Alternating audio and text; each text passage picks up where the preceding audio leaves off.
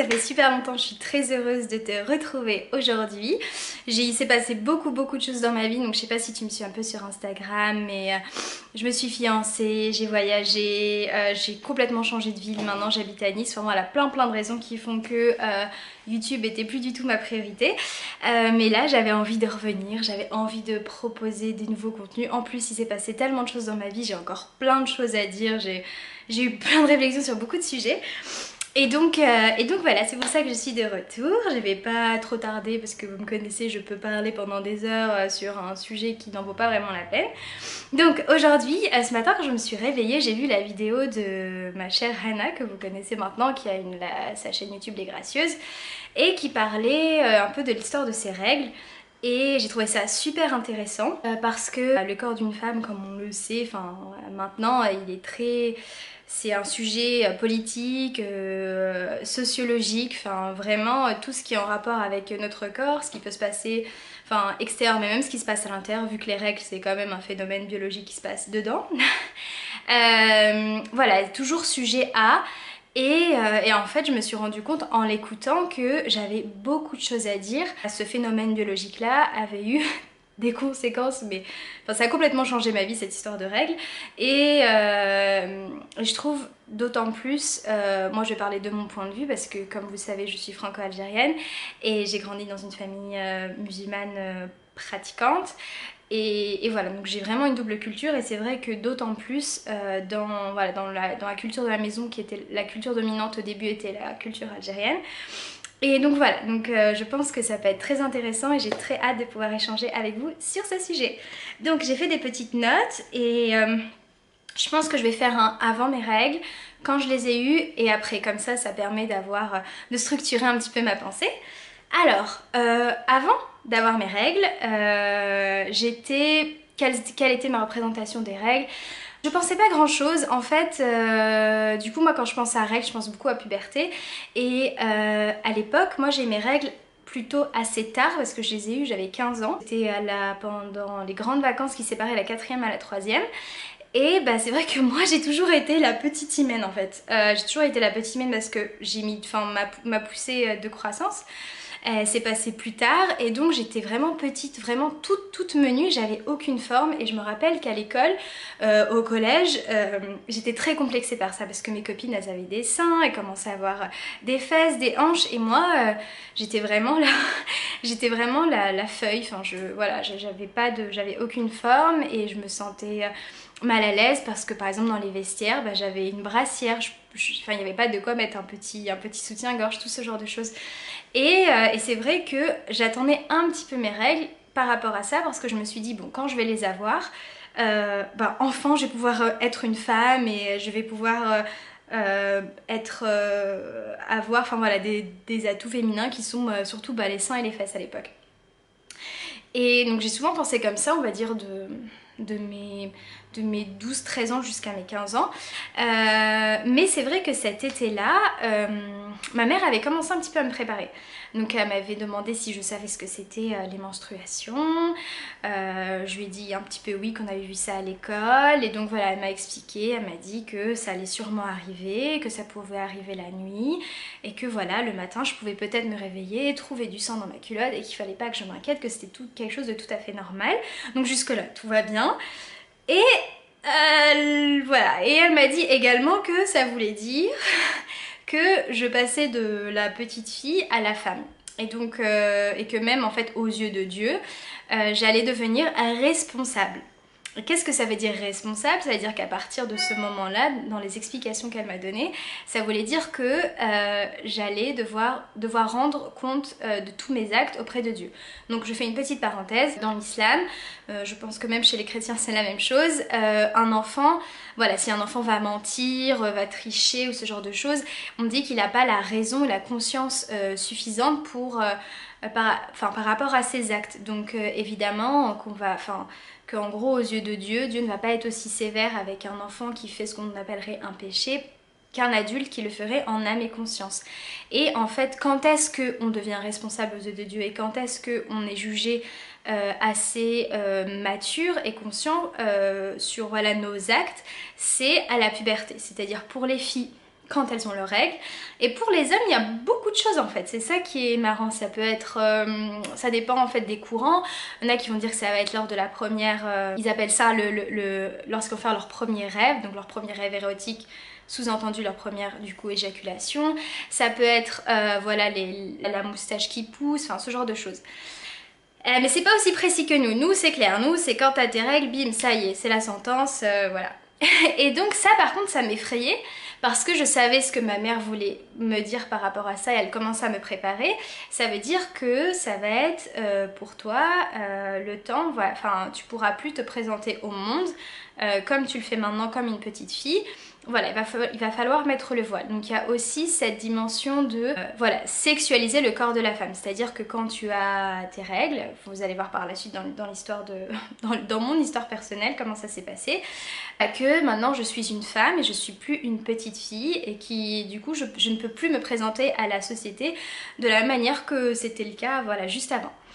Et donc quand elle m'a parlé de ça, j'ai commencé à avoir peur de ce jour-là parce que je me suis dit, oulala, peur pour plusieurs raisons. Ben, j'avais peur étant à l'époque très influencée évidemment par l'héritage religieux que j'ai reçu et l'interprétation que mes parents faisaient de l'islam à ce moment-là, que voilà, j'avais peur je faisais très attention en fait, je m'étais dit, ah bon, il faudra plus que je mente, il faudra plus que je triche, voilà, faut vraiment que je sois vraiment parfaite parce que sinon ça va mal aller, Dieu va pas être content, je vais aller en enfer.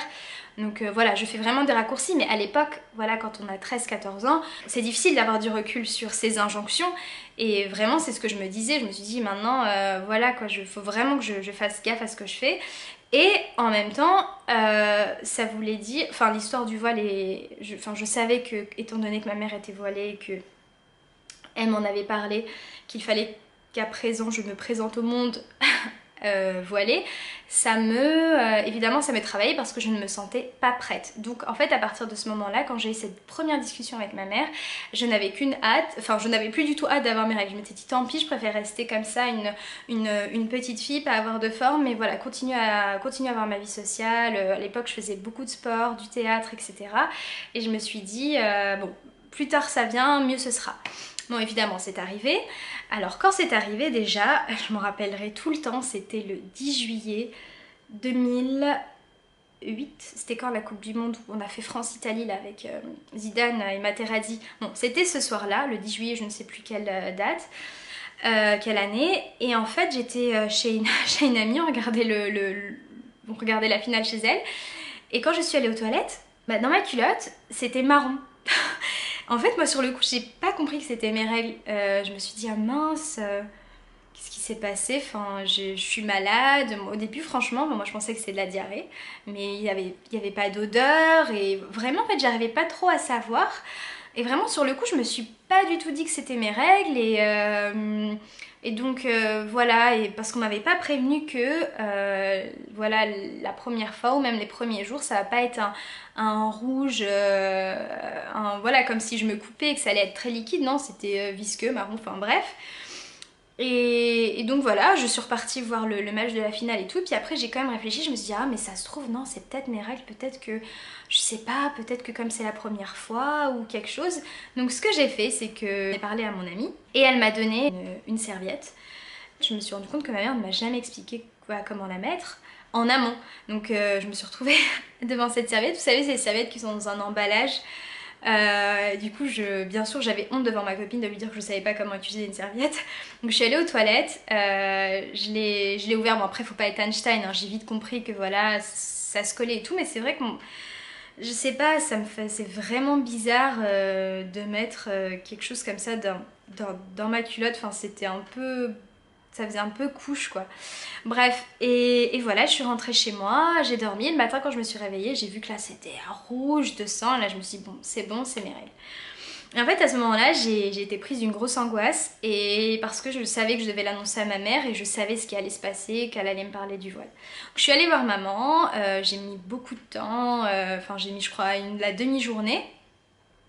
Et je suis allée la voir et j'avais les yeux pleins de larmes et je lui dis maman faut que je te parle. Elle m'a dit oui qu'est-ce qu'il y a et j'ai eu du mal à le dire et elle a tout de suite vu, elle m'a dit oh, ça y est t'as tes règles.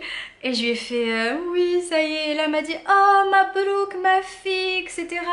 Elle était super contente, je ne m'attendais absolument pas à cette réaction, c'était mais vraiment l'euphorie, la célébration. T'es devenue une femme etc. Je m'en rappelle, elle a appelé mes tantes au bled pour leur dire ça y est, il mène à ses règles. Et il fallait même que j'annonce ça. Même ma mère m'a dit d'aller l'annoncer à mon père. Et ça a été très dur pour moi parce que je me sentais mal à l'aise. J'ai toujours eu de très très bonnes relations avec mon père, bien mieux qu'avec ma mère, mais pour moi, c'était quelque chose de super intime. Et j'avais même peur en fait que mon père soit un petit peu dégoûté et peut-être au fond j'avais même peur qu'il n'allait plus me considérer de la même manière que du coup qu'il allait me voir comme une femme alors que dans ma tête j'étais pas du tout prête et je sais pas trop, j'essaie de me rappeler vraiment ce que j'ai ressenti à ce moment-là et donc ma mère m'a vraiment beaucoup poussée à le dire. J'aurais un peu été dans la cuisine et je regardais mes pieds, je dis oui bon voilà, ça y est papa j'ai mes règles. Et donc il a souri et pareil il m'a dit Mabrouk, il m'a fait un câlin et voilà. Quelques heures plus tard ma mère est venue me voir et elle m'avait ramené hyper fièrement un premier paquet de serviettes. De serviettes hygiéniques et au début elle m'avait ramené les siennes qui étaient des serviettes celles qui sont même pas emballées là, les trucs épais comme ça. Elle m'a dit oh, je pense que c'est la première fois et tu vas avoir un gros flux, moi j'ai un gros flux etc. Et j'étais pas très, c'était vraiment bizarre. Et du coup je les ai pris, je les ai mises et c'est vrai que j'avais l'impression à chaque fois que je m'asseyais sur un genre de coussin. C'était vraiment mais horrible. Et voilà, donc elle m'a donné ce paquet. Et ensuite on a commencé à parler, elle m'a dit bon maintenant Imen, Mabrouk, bravo t'es une femme et donc voilà maintenant aux yeux de Dieu t'es responsable. Première chose qu'elle m'a dit, je me rappellerai toujours, elle m'a dit tu vois par exemple t'as l'habitude d'aller chez ta copine Mélodie pour aller à la piscine, pour te baigner en maillot de bain, elle m'a dit ça c'est fini. Mais vraiment ça a été ces mots, elle m'a dit ça c'est terminé. Voilà, maintenant t'es une femme, faut cacher ton corps, il faut préserver ça. La pudeur chez nous c'est quelque chose de très important. En plus, voilà, tu vas commencer à te former, donc voilà. Elle m'a dit bon, alors quand est-ce que tu veux mettre le voile? Et elle m'a dit oui, bon, si tu veux on peut y aller progressivement. Donc voilà, ça a été comme ça. Parce qu'elle voyait que je n'arrivais pas à lui donner de réponse de date. Je lui ai dit écoute maman, ça vient d'arriver, ça fait je sais pas trop quoi en penser, je suis pas prête. On n'avait rien acheté, enfin moi mes vêtements que j'avais c'était des vêtements, voilà j'avais des shorts, des pantacourts, des débardeurs, enfin c'était l'été. Donc elle m'a dit les pantacourts c'est fini, les shorts c'est terminé, les maillots de bain c'est terminé, bon d'accord tu peux mettre des jeans. J'avais le droit à des t-shirts et voilà, et elle m'a dit bon voilà ça fait beaucoup de choses pour toi, je te laisse prendre ton temps. Sauf qu'au final ce temps ça a duré genre même pas un mois parce que après au mois d'août elle m'a dit que même les t-shirts j'avais plus le droit de les mettre et que voilà maintenant ça allait être 3/4 ou manches longues. Et elle m'a dit par contre voilà, on m'a dit il faut vraiment que tu commences à réfléchir pour le voile parce que c'était important pour moi mais également pour mes parents. Parce que comme j'étais leur fille et que je dépendais de mes parents, donc en gros si je ne mettais pas le voile c'était péché pour moi mais également pour eux parce qu'une femme ne dépend pas ne dépend pas d'elle-même en fait, elle va toujours dépendre soit de ses parents et si elle est mariée ça va être son mari. Donc voilà, pour moi c'était double sentence, donc double culpabilité, c'était vraiment difficile. Surtout que voilà évidemment c'est quelque chose qui touche à l'intime, qui touche à mon corps, qui va avoir je savais ça allait avoir des répercussions sociales parce qu'on ne vit pas dans un pays musulman, enfin surtout moi où j'étais à Provins, une petite ville dans la campagne où on était peut-être 3-4 arabes dans la ville, pas plus. Donc voilà, donc j'ai essayé à chaque fois de repousser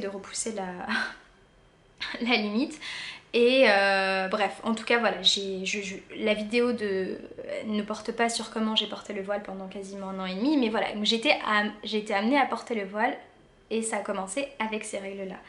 Donc voilà comment ça s'est passé pendant. Ça a été vraiment, pour moi ça a été très traumatisant, enfin je vous le cache pas. J'ai fait une vidéo d'ailleurs où je parle du voile, je viens de m'en rappeler, avec Laetitia, je mettrai le lien en barre d'infos, sur mon expérience en fait de ce que ça a été pour moi de porter ce voile. Et c'est vrai que bah, ça touche, enfin il y a beaucoup de choses qui se sont mis autour de ces règles. Donc par exemple le moyen de protection. Donc moi pendant les 2 premières années, oui, je mettais des serviettes, et pas parce que j'aimais ça, enfin moi j'ai jamais vraiment aimé ça, surtout que enfin ça a bougé tout le temps, c'est quelque chose qu'on sentait, enfin que je sentais que c'était je sentais l'humidité, j'avais l'impression que même au niveau des odeurs, je changeais ça toutes les 2-3 heures, et pour moi c'était jamais, enfin j'avais pas l'impression de me sentir propre en fait, c'était vraiment quelque chose de très désagréable, honnêtement ça me gênait dans mes mouvements. Enfin moi ça ne me correspondait pas du tout, et ça me faisait encore plus sentir le fait que j'avais mes règles, et comme je vous ai dit, suite à les conséquences que ça a eu sur ma vie, à chaque fois en fait à cette époque là, donc durant la période où j'étais voilée, à chaque fois que mes règles arrivaient, je les haïssais, enfin je détestais ça, parce que à chaque fois que je les voyais, ça me rappelait ma condition en fait, et je me disais parce que j'ai ça, maintenant maintenant je suis plus la même humaine, maintenant je dois me cacher, voilà. En fait c'est difficile de pas trop parler de la période, enfin c'est très difficile pour moi de pas vous parler de mes ressentis et comment ça a été compliqué pour moi de porter le voile pardon, et les règles, parce que tout est vraiment très imbriqué, du moins pendant cette période là. Et donc j'ai demandé à ma mère si je pouvais mettre des tampons. Parce que je savais que des copines en mettaient, qu'elles me disaient que c'était beaucoup plus pratique, qu'elles ne sentaient pas qu'elles avaient leurs règles, parce que moi vraiment à l'époque j'ai jamais vraiment eu de douleur, ni de syndrome prémenstruel à l'époque, et donc j'en ai parlé à ma mère, et là par contre c'était hors de question. Elle m'a dit tu pourras mettre un tampon quand tu seras mariée. Parce que qui dit tampon dit qu'il faut insérer quelque chose dans le vagin, et donc risque que je perde ma virginité. Du coup voilà, c'était juste impossible pour elle, et elle m'a dit attention, attention, attention, surtout ne fais pas ça. Voilà, elle m'a dit quand tu seras mariée, il n'y a pas de souci, tu pourras le faire. Donc je l'ai écoutée pendant un certain moment, mais je crois qu'au bout de 1 ou 2 ans, 1 an et demi je crois, j'ai demandé à une de mes amies, je suis partie en fait acheter une boîte de tampons, avec un applicateur, parce que j'avais lu sur les forums que c'était beaucoup plus facile à mettre, et je me rappelle j'avais ramené la boîte de tampons à la maison et j'ai vu l'applicateur, et vraiment pourtant j'ai lu la notice et je n'arrivais pas à comprendre comment ça se mettait. Enfin je sais que ça peut paraître complètement idiot, mais pour moi à l'époque c'était même effrayant de mettre quelque chose à cet endroit là, j'avais peur d'avoir mal, j'avais peur de le mal faire, de laisser le plastique, enfin bref. Donc j'ai pris un tampon et je suis allée voir une amie qui avait l'habitude d'en mettre, et je me rappellerai toute ma vie de comment en fait elle m'avait expliqué voilà comment le mettre, et ouais, enfin ce souvenir il est assez je sais pas, comme acidulé, je sais pas comment vous dire ça, mais il est doux ce souvenir. Je me rappelle, j'avais bien aimé le fait que ah mais oui, il n'y a pas de problème Imen, on va se mettre dans un coin. Je me rappelle, on était dans un parc et il n'y avait personne, et on avait sorti le tampon, elle m'a dit par contre celui-là faut pas l'utiliser parce que du coup c'est plus stérile. Oui en fait c'est une belle expérience de sororité en fait. Et à partir de ce moment-là, voilà, j'ai mis des tampons parce que c'était beaucoup plus pratique. Je me sentais tellement plus libre dans mes mouvements. Je ne sentais même pas le sang s'écouler. Ça aussi, c'est horrible. Franchement, c'est une sensation qui moi, voilà, j'avais beaucoup de mal à l'accepter, mais je pense que c'était aussi dû au fait que je portais le voile, et que, comme je vous ai dit, le fait de voir physiquement ce sang, le sentir, etc., ça me rajoutait encore voilà, toute cette haine que j'ai développée autour de ce voile, et du coup c'est intrinsèquement lié à ces règles-là, à mes règles. Les règles aussi dans ma vie de tous les jours, c'est quelque chose de particulièrement tabou dans notre culture, dans la culture arabo-musulmane, parce que par exemple pendant En fait, c'est ça qui est intéressant. C'est que je n'ai jamais compris pourquoi les règles sont considérées comme impures, mais dans toutes les religions. Et dans l'islam, par exemple, quand une femme a ses règles, elle ne peut pas faire la prière parce que le sang est considéré comme impur. En fait, c'est même plus le sang parce que, enfin, c'est pas le sang qui prie Dieu, c'est moi qui prie Dieu. Mais du coup, ce sang qui est impur, bah moi, c'est mon interprétation parce que c'est toujours comme ça que je le ressens, bah voilà, on n'est plus digne, en fait c'est comme ça que moi j'ai toujours ressenti ça, bah je ne suis plus digne par exemple de faire la prière devant Dieu. Pendant le ramadan, pareil, quand tu as tes règles, tu ne fais pas ramadan. Pour ramadan c'est un petit peu différent parce que c'est vrai que quand on jeûne, et qu'on perd, voilà, on perd quand même une bonne quantité de sang, ça me paraît, voilà, physiquement on peut être un peu plus, on peut être affaibli, c'est vrai qu'on a besoin de plus manger quand on a nos règles, enfin physiologiquement ça fait sens, donc pour moi là, oui, je comprends et je le conçois beaucoup mieux, et par contre ce qui est drôle pendant Ramadan, c'est que c'est tellement tabou le fait d'avoir ces règles, que à la maison par exemple à cette époque-là, ma mère me disait que même si j'avais mes règles, donc même si j'étais autorisée à manger, qu'il fallait que je le fasse en cachette, qu'il fallait pas que mon père ou mes frères me voient manger, parce que sinon ça voudrait dire qu'ils vont savoir que j'ai mes règles à ce moment-là, et ça c'est ce qu'on appelle aïb. Aïb ou la chouma, donc c'est quelque chose, voilà, de honteux et qu'il ne faut, voilà, il faut absolument pas qu'ils le sachent. Alors que je suis autorisée à le faire. Et en fait moi j'ai tellement intégré ça, ça me paraissait tellement normal en fait qu'il fallait que je le cache, qu'il fallait que j'en ai honte, qu'une fois je devais avoir 17 ans, je suis allée chez mon oncle. Et du coup ma tante, sa femme c'était pendant la période de Ramadan, et elle m'a dit, devant mon oncle en plus, hein, elle m'a dit tu sais Imen, si t'es indisposée, tu me le dis, hein. Elle m'a dit il n'y a pas de souci, voilà, je vais te faire quelque chose à manger pour déjeuner, voilà, faut pas que tu te prives, quand même, enfin ton oncle est médecin, on est scientifique, voilà, on sait que t'as pas à te cacher en fait. Et en fait, c'est à ce moment-là que genre j'ai pris conscience, bah, du ridicule de la situation dans laquelle j'étais quand j'étais chez mes parents. Et que en fait, oui, c'est vrai, c'est tout à fait normal. C'est pas quelque chose de honteux, c'est pas genre de ma faute. Ou c'est tout à fait normal, ça fait partie de la vie. Les femmes ont leurs règles une fois par mois pour des raisons, voilà, pour la procréation, etc. Et en fait, à partir de ce moment-là, bah, je suis rentrée à la maison, j'en ai parlé à ma mère. Et pour elle, c'était très compliqué de comprendre ça. Elle m'a dit, écoute, si Dada, lui, ça le choque pas. Donc, Dada, c'est mon que ça le choque pas, bah, y a pas de problème. Mais à la maison, moi, je veux pas que tu le fasses. Et quand je suis allée en Algérie, c'est la même chose. En Algérie, c'est exactement pareil. Les femmes à la maison, ou même à l'extérieur, elles ne peuvent pas boire, elles ne peuvent pas manger. J'ai une autre expérience où j'étais sur Paris avec une de mes amies qui était voilée. C'était pendant la période du Ramadan et elle avait un soda à la main et elle était en train de boire, et il y avait d'autres personnes musulmanes des hommes en fait qui se sont arrêtés dans la rue et qui nous ont dit que voilà, qui l'ont agressée, elle en particulier, vu qu'elle était voilée, il n'y avait pas de doute sur sa confession. Et ils lui ont dit, mais comment ça, tu bois, t'as pas honte, alors que c'est Ramadan, même si t'as tes règles, c'est rire, parce que le monde entier sait que t'as tes règles, nanana.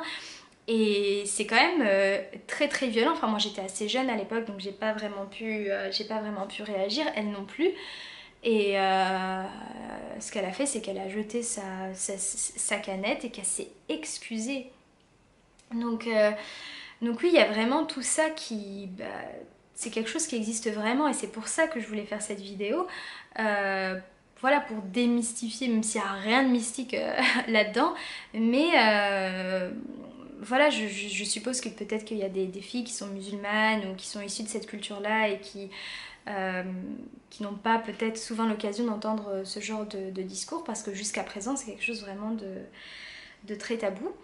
Voilà, et aujourd'hui, comment je le vis, la chose qui a changé, c'est que j'ai des syndromes prémenstruels. Et ça, c'est quelque chose qui est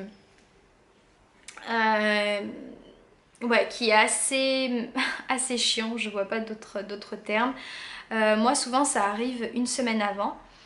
je vais avoir vraiment des troubles de l'humeur plus.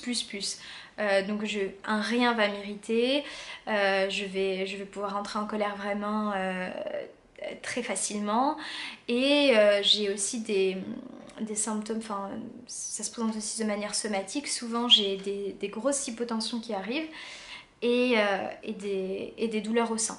J'essaie en fait d'apprendre, voilà, de vivre avec ça et surtout de pouvoir mettre des mots sur ça, de savoir que c'est parce que voilà, il y a tout ça qui se passe à l'intérieur de mon corps, voilà, il y a toutes ces hormones qui entrent en jeu et qui ont cet impact sur mon humeur, sur mon corps. Et l'autre chose qui a changé, c'est que maintenant je n'utilise plus de tampon, mais j'utilise la cup depuis à peu près 2 ans. Et je suis hyper satisfaite, ça m'a changé la vie. Donc déjà le tampon ça m'avait changé la vie à l'époque, mais la cup c'est encore une étape au-dessus. Bon déjà ça produit beaucoup moins de déchets, il n'y a aucun produit chimique vu que c'est voilà, c'est un matériel chirurgical qu'on peut stériliser à chaque fois. Je trouve que bah, comme moi je suis infirmière et souvent je travaille en 12 heures, des fois quand j'ai beaucoup de travail, même trouver du temps pour aller faire pipi, je vous assure qu'en tant qu'infirmière des fois c'est pas si évident que ça, et en plus bah du coup quand on a nos règles c'est encore plus compliqué. Ça m'est arrivé plusieurs fois moi au travail de tâcher ma tenue. D'ailleurs ça aussi c'est quelque chose d'assez... d'ailleurs ça aussi on pourrait en parler hein, de ce qui se passe quand malheureusement on tâche nos vêtements et que les gens le voient. Je me rappelle qu'il y avait une de mes collègues qui est venue genre oh Imen, attention, il y a une tache de sang, t'as tes règles, vite, tu vas te changer, etc. Genre c'était la fin du monde et je me rappelle, en fait sur le coup je me sentais presque humiliée. En fait c'est limite comme si je m'étais fait pipi dessus. Enfin je sais pas pourquoi sur le moment ça m'a rappelé quand j'étais petite et que voilà des fois ça peut arriver qu'on se fasse pipi dessus parce qu'on n'a pas réussi à se retenir. Alors que là en fait non, enfin quand t'as tes règles c'est pas trop ta faute. Moi je ne m'attendais absolument pas en fait à ce moment-là à avoir mes règles et du coup c'est arrivé d'un coup et voilà, donc il y avait une tache de sang qui en plus honnêtement elle n'était pas si grande que ça. Mais oui, donc même ici, ça reste quand même quelque chose d'assez tabou et quelque chose qu'il faut vraiment cacher, qu'il faut pas montrer, que ça doit rester... voilà, il y a aussi cette histoire bah, que du coup ça peut paraître sale. Je pense que c'est pour ça aussi qu'il fallait absolument, entre guillemets, que j'aille me changer, que je ne pouvais pas me présenter comme ça. Pas comme si j'ai envie de me présenter au monde avec une grosse tache de sang au niveau de mes fesses, c'est pas le cas. Mais voilà, je trouvais que la réaction était quand même disproportionnée. Mais c'est vrai que la cup, étant donné que la contenance est assez grande, c'est super pratique en fait quand je suis au travail parce que voilà, même si je la change une fois voilà, sur 12 heures, c'est suffisant. Quand je voyage, bah, c'est tellement pratique, ça prend pas de place. J'ai pas à m'en faire si un jour ça arrive, voilà, je dois juste la faire bouillir ou des fois j'avais des pastilles stérilisantes avec moi aussi, comme ça je peux mettre ça je peux mettre ça dans ma chambre, dans ma chambre quand je voyage. Et puis voilà, je pense que j'ai fait un petit peu le tour, ça fait déjà une demi-heure que je parle. J'espère que ce témoignage t'aura apporté quelque chose, t'aura peut-être donné envie voilà, de partager le tien par commentaire. Moi ça me ferait vraiment super plaisir de savoir comment ça s'est passé pour toi, qu'en est-il pour toi aujourd'hui. Écoute, j'ai hâte de te faire d'autres vidéos, ça me fait tellement plaisir d'être de retour sur YouTube. En attendant, je te fais de gros bisous, prends soin de toi et puis à très vite. Ciao!